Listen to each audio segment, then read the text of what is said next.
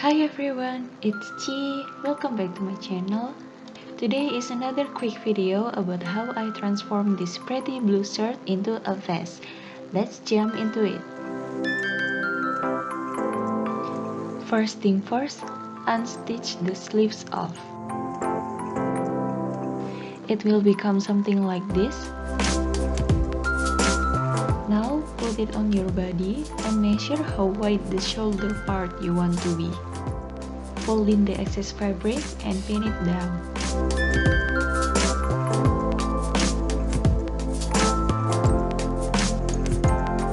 Do the same thing for the both sides and sew it down.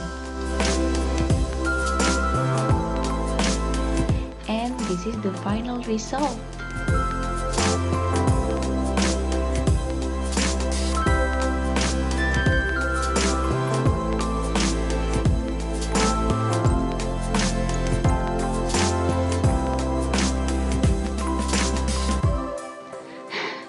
I'm not gonna lie, I was really bad at styling this kind of clothing.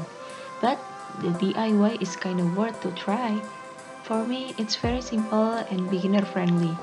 I even make 2 of them, but still, I don't know how to style it correctly. Haha.